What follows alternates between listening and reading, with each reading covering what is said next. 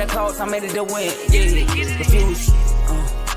Mine, it can't be diffused. If you ain't thinking the same, then we playing by different rules. You can't see the vision, we living at different views. Until we complete the mission, keep getting up, never snooze. I walked a mile in my shoes, had the mind of a fool, chasing diamonds and jewels. Trust me, I was confused. Started minding my business and used my mind as a tool.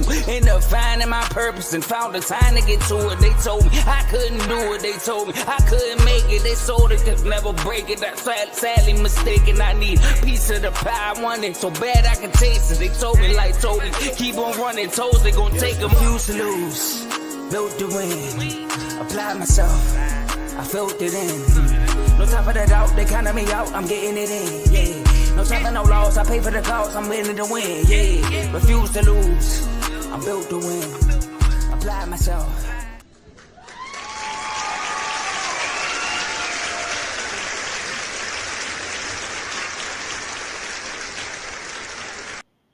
How's everybody doing today, man? It's a wonderful Tuesday. Your boy Vaughn is here, and we're here to talk some basketball, man. Y'all know the deal. RBO is back, man. Today, we have 4 topics to actually touch on today, okay? Before we get into all that, I would like for everybody to like, subscribe, share this, not just this video, this whole channel to somebody that's an NBA fan, because we're getting deeper and deeper into this NBA season. And you know how the NBA go. The further along it gets, the better it gets. Shout out my boy Dave, first person in the comments. Let's get it. He know what it is, man. It's time to roll. Make sure y'all active in them comments, man. Make sure you also go down in the description. There's a couple things I want you guys to look at. We got tons of different shows on the network, on the Refuse to Lose network, from boxing, baseball. We got a special show that talks about every sport and talks about the highlights and the lowlights of sports. It's a little bit of everything, man. We got King's Talk with Joe. We got Unfazed. It's so much going on in R2L. You got to tap in. Also, the link down low in the description, you can become a member with us. With that membership comes a lot of different perks, from getting invited to different chats on Instagram, sports chats, parlay chats, gaming chats. We also got a music chat. We have all types of chats, but the best chat is the Refuse to Lose chat, the exclusive chat where you get live entertainment from guys debating, from guys just trolling, guys talking sports. You get a little bit of everything. I'm doing good, Dave, man. How you doing, my boy? But no further ado, I want you guys to enjoy the show, man. Let's get right into it, okay? First topic I want to talk about, man, I got to shout out CP3, the point guard himself. Shout out to CP3. If you don't know, CP3 just passed John Stockton. Sorry, I was just looking at John Stockton assists. That's why I'm saying his name. Ain't nobody passing him no time soon. But he just passed Jason Kidd to move to second behind John Stockton for all-time assists. So we got to give CP3 his flowers really quick, and let's just talk about him for a second. Now, growing up, man, watching the NBA, CP3 was one of those guards that, as I was playing basketball in high school, playing point guard, he was one of the guards that I truly modeled my game around. He is the true definition of a point guard, especially if you go back to his earlier days. If we just take a trip down memory lane with CP3, coming out as a rookie, he was a beast. Playing with the Hornets, he was always a tough-nosed, hard-nosed defender, always a guy that can make any pass, and his handles was so nasty back then. Not saying they're not no more, but back then he used to really have guys on the mixtape. CP3 is probably, from my generation, the most well-rounded true point guard that I've seen play. More than Rondo, more than Deron Williams. Like, he is the one guy that truly did it all when it came to being a true point guard. Now, a lot of things did not go his way. We talk about when he left the Hornets in 2011, they had a trade for him to get traded to the Lakers. What happened in that? It got vetoed because the league did not want to see Kobe great. They knew CP3 back then, 2009, 2008. Um, During that time when he was over there with the Hornets, even the time with the Clippers, CP3 was regarded as a top five, top six player in the league with Dwight Howard, Kobe, LeBron, those guys. CP3 was amongst those guys. That's how good he was. And a lot of people cut him a lot of slack because he never won a ring, which I feel y'all, you know. It's very hard to win a ring when your best player is a small guard. And yes, we seen Isaiah Thomas win it back in the day with the bad boy Pistons. We just saw Steph Curry win plenty of them with the his Golden State Warriors, Splash Brothers, then picking up KD. That's a totally different situation than CP. Not making no excuses for him. I definitely wish he would have got it done. But if he would have got with Kobe, come on now. That's a they get in the ring. You hear me? He won rings with Derek Fisher, so I'm pretty sure he could have found a way to win with a guy like CP3, a guy that can get him the ball exactly where he wants the ball, when he wants the ball, a guy that can defend the best point guard. So Kobe don't got to do that. Do you remember that one playoff stretch when they beat my Magic? Kobe checked every top tier point guard in the West that year in the playoffs. Deron Williams, I believe it was Steve Nash, CP3. He checked all of those guys, and it was fantastic to watch. But this is about CP3.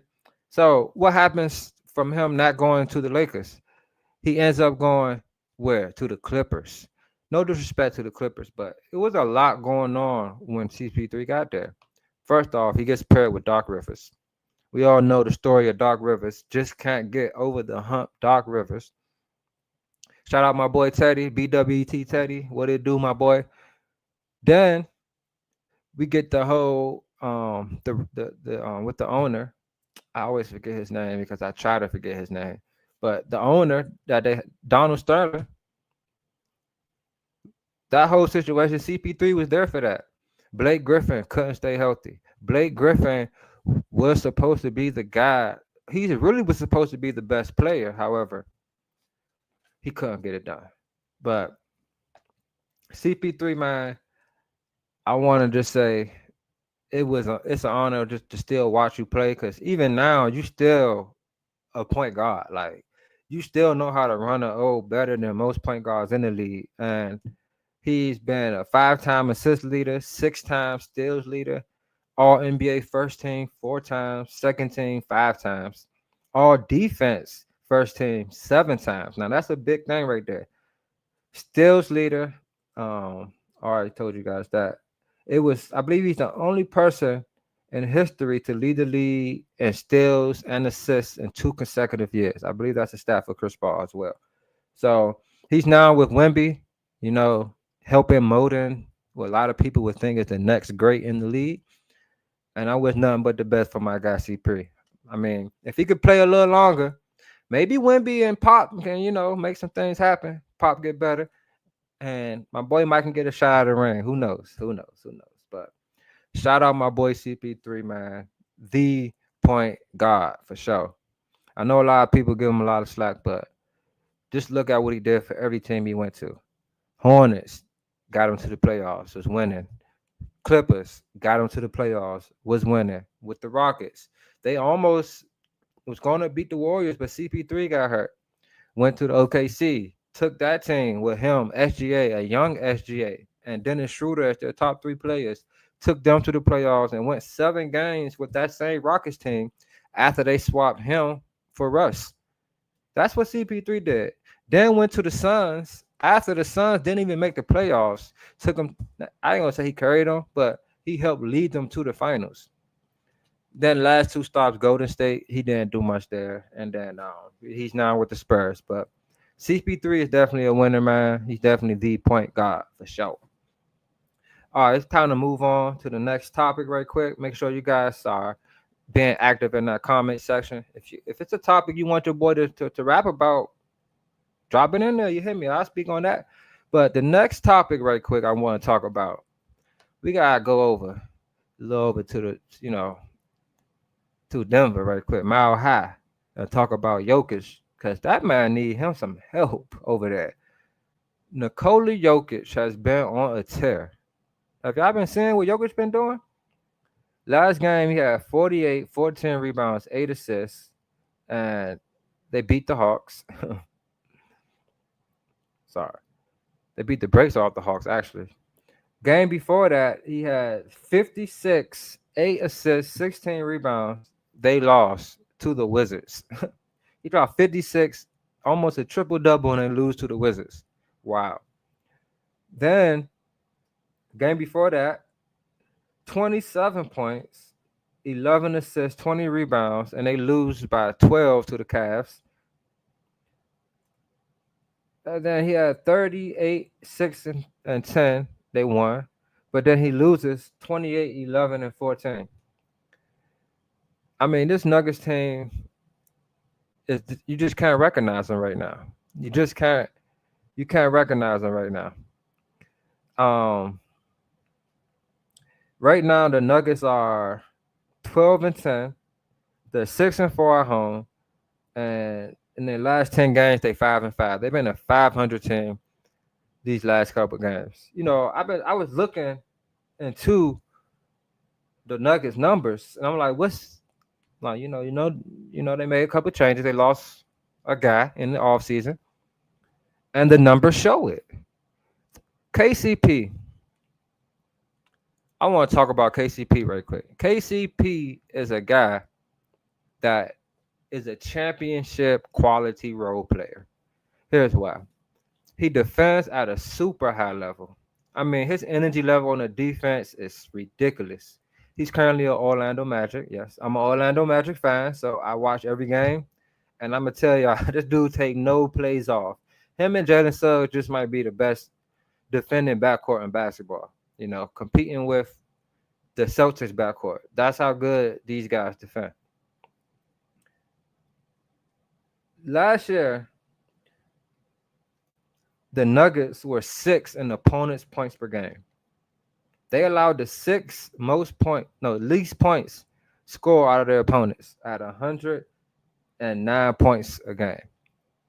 This year, they're bottom 5, allowing 117 points a game.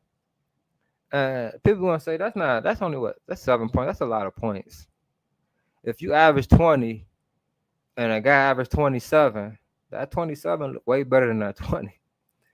So one thing I noticed about this team, man, they have no energy on defense at all. I mean, who are they defenders, really? No disrespect to Westbrook. Westbrook is an excellent defender. I won't even disrespect Westbrook and say he can't defend. At the guard position, he's a solid defender.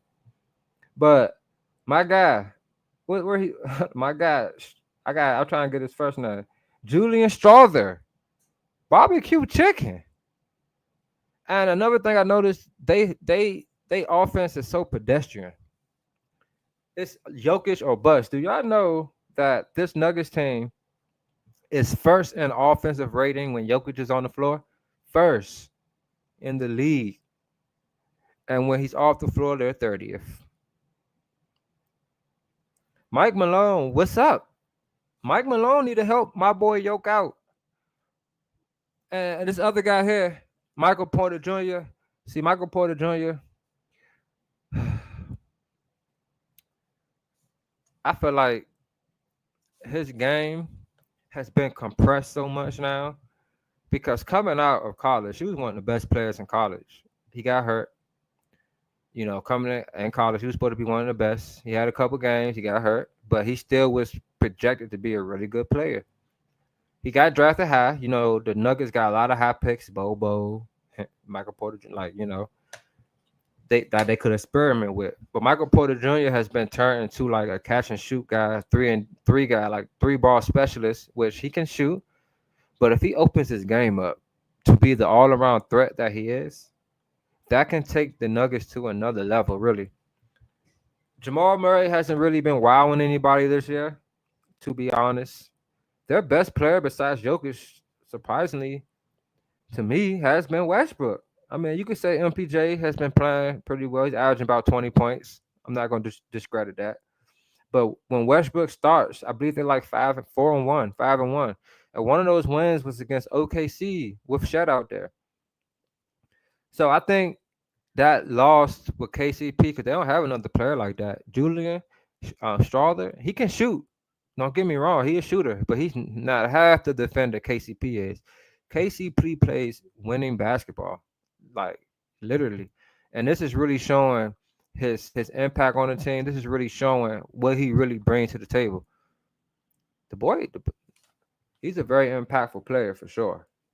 But I like Christian Braun. Thanks for bringing him up because I was just literally about to say something about this guy. I like the addition of Chris. I think Christian Braun, his points has jumped from like, I got it right here, 7 points to 15 point double. He pretty much doubled that. I like what Christian Braun brings as well. I think it's more of a coaching thing. It's a more of a personnel thing, you know. I think they really need to adjust their lineups. They need to adjust their roster because I don't like if they keep playing like this. I don't want to see it, but when players get used this much and they not getting no help, bad things happen, man. That's all I'm gonna say.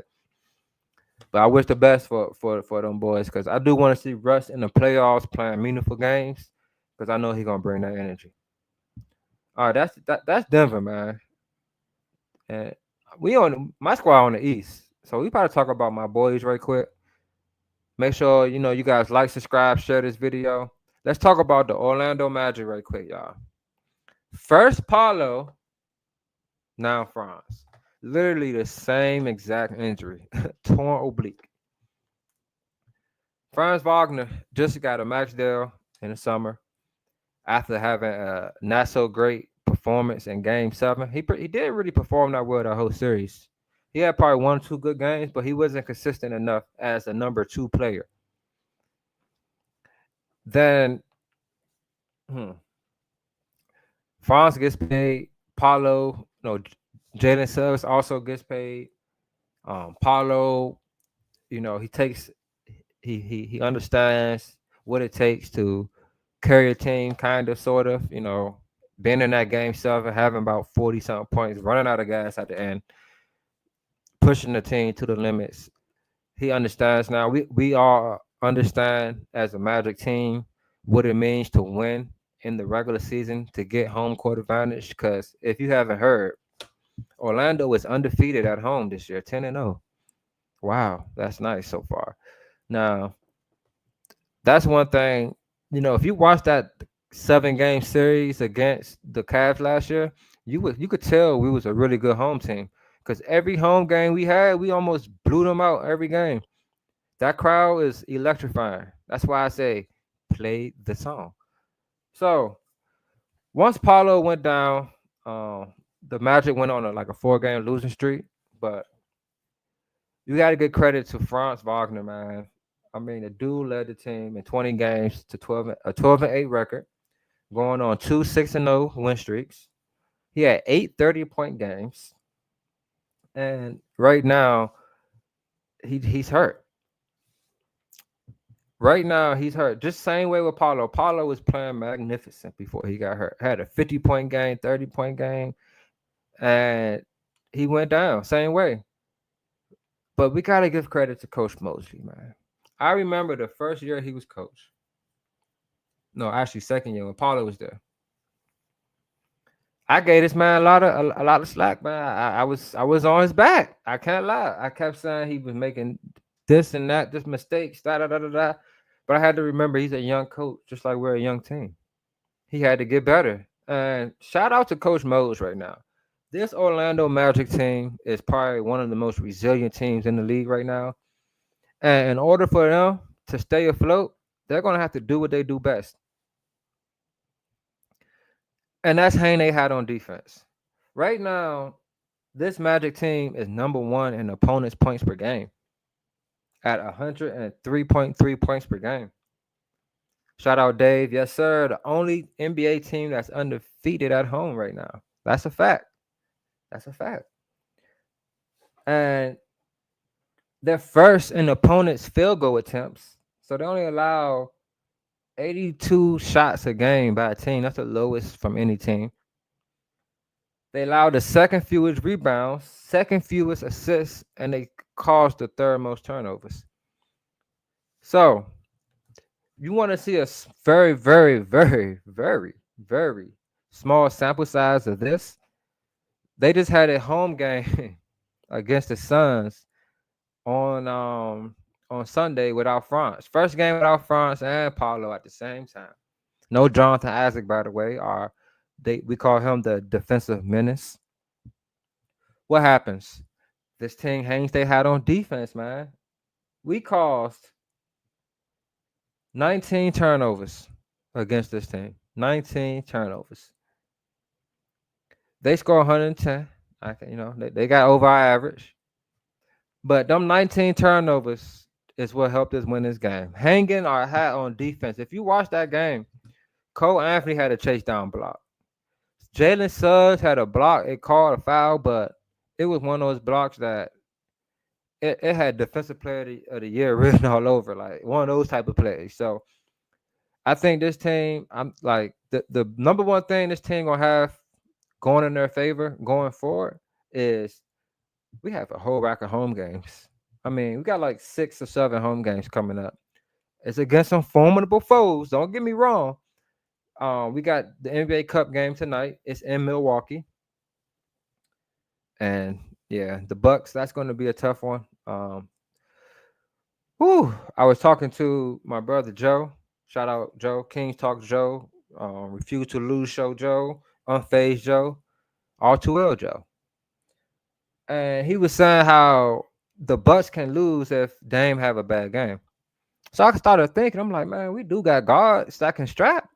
So hey, hang your hat on defense, Orlando. Shut down Dame. It's gonna be tough shutting down Giannis. We're gonna need Jonathan Isaac to play for that to help for a little bit of that to happen. But check this out. After that, we got the Thunder at home, Heat at home, Celtics at home, Heat at home, Knicks at home, the Nets at home. Now these next 5 games are gonna be tough after the Bucks because these some pretty good teams we're playing. I mean the Heat, we got the Heat twice. Dave, you lucky. My boys hurt. You better hope y'all can pull it through. Only good thing is we're the best home team in the NBA right now, so we have home court advantage. So, Coach Mo, shout out to you. He's building a winning culture on this team. Orlando is 17-9 right now, which is good for third in the East and 7th in the whole league. So shout out Coach Mose. He's building a winning culture. We have winning players there, winning players such as Caldwell Pope, Jalen Suggs, Paolo, and now you see winning play out of front. Shout out to my center too, Goga Bataze. I said this last year. We're a much better defensive team when he's starting because he is a elite shot blocker. He is an elite shot blocker, and he's a guy that attacks the glass at a higher rate than a guy like a Wendell Carter who wants to shoot threes more than layups. Shout out Wendell though. I ain't gonna disrespect you. But that's the magic, man. First Paolo, now Franz. Now we're gonna have to see Jalen Suggs step up. We have to see Mo Wagner step up. Our rookie Tristan Da Silva step up. We got to see a lot of players step up, and I got faith in this team. Like I said, we got our next 6 games at home. I believe that we can win some of these games. I believe Paolo should be coming back by the end of this run, though. They said close to Christmas, so fingers crossed that he's 100% healthy. And we're going to continue to roll how we roll, man. But that's the magic. That's, the update without Paolo and Franz. Now it's time to talk about the NBA Cup knockout round 1. Yeah, man, we don't got Franz, no Paolo. So today's going to be a tough outing against the Bucks at home. Bucks being at home gives them a slight edge because we are far better away team. So I'm gonna lean more towards the Bucks on this game. If Orlando can hang their hat on defense, can come out and play some elite defense, Cole Anthony, man, he plays with a lot more purpose now because he knows his scoring is needed now more than ever. and he's still a pretty good shot maker. I wouldn't say super elite, but he's pretty good at creating his own shot. It's not that easy to stop him. He can take some ill-advised shots, but he's a pretty solid scorer for us. Double figures. If you parlay, Cole Anthony 10 points. If it's easy, that's easy money. But I'm gonna lean towards the Bucks on this one though, just because the Bucks, I feel like they're healthier. They have a lot to prove as well. They're playing for a lot as well. Like I said, we're third in the East. The Bucks right now, they're six. They're 12 and 11. They lose this game, they're at 500. They need this game way more than we need this game. This is the NBA Cup. I could see, Jamal Mosley getting something out of this game, pulling the best out of this team, like making them really play super duper hard. And the one thing that this Magic team do is play for each other. Watch out, Milwaukee. Don't sleep. But I'm gonna lean more towards Milwaukee on this one. The other game we got OKC versus the Thunder. Thunder are home. Both of these teams have been playing pretty well these last couple games, especially Kyrie Irving before Luka came back. That Mavericks team was looking good. Luka came back. They didn't miss the beat really. Luka looks pretty good. I feel like the Mavericks are really having a lot of fun right now. And when you see a team having a lot of fun, that's kind of scary. Same with the Thunder though. The Thunder always a close knit team. I like what Hartenstein's been doing for them. He does what it takes for them to win. His first couple games got double doubles. One game he had like 7 assists. Then last game he had like 20 rebounds, 6 points. So he's like that type of center that they need because SGA is going SGA. And J Dub, he been cooking too. So with this game, you got the two best bucket getters in the league playing against each other, and SGA and Kyrie. Somebody can debate me on that if they want, but SGA and Kyrie are the two best bucket getters in the NBA right now. It's nobody even close. I'm gonna go with Thunder. I think that having Hartenstein is a big plus for this team. Because one thing the Mavericks can do with their bigs is control the glass, especially with a guy like Luka out there rebounding as well. You got PJ Washington. He's a bigger body out there. They be having him at the three sometimes. So I think Isaiah Hartenstein being there. Actually, before I get to rapping and don't even know what happened, let me make sure he's playing. You never know with these guys. Yes, he's playing. Everybody. PJ Washington's actually game time decision. So is Najee, and so is Jaden Hardy's out. So yeah, I'm gonna go with them because I think SGA's been playing lights out. So has J-Dub, and I like their duo right now. And like I said, I think Hartenstein would be really good down low, controlling that paint for them. So yeah, man. Oh, let's actually run back to the Magic game because I just went to the injury report. Giannis is game time decision, dogs. And Chris Middleton. If they don't play, I'm taking Magic. Magic money line. Easy. That's an easy. I'm not gonna say easy dub, but Magic money line. But that's all I have for you guys today. I appreciate everybody. Truly do. Everybody that was locked in the comments with me. Everybody that tuned in. Make sure you like, subscribe, share this video, tag a friend. Tell a friend, come holler at your boy Vaughn.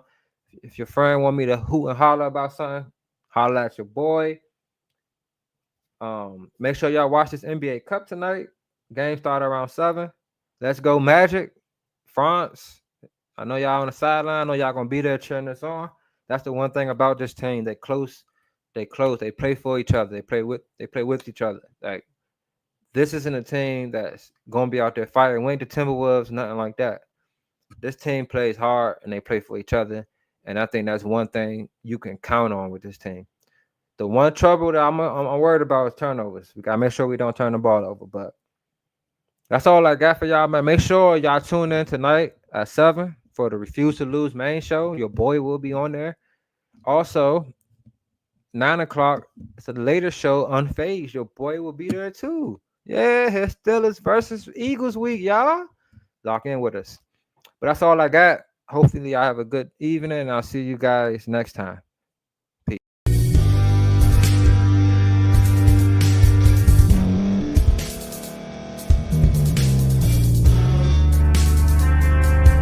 Thank you for staying to the end. If you're watching this on YouTube, please like this video, subscribe, and also hit that notification button so you can be notified next time we put out a video. If you're listening on any podcast platform, subscribe and hit that notification button, y'all, so you can be notified we put out another podcast audio.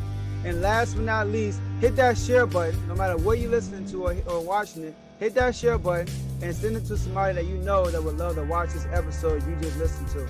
So once again, thank you for staying to the end, and we'll see y'all in the next episode.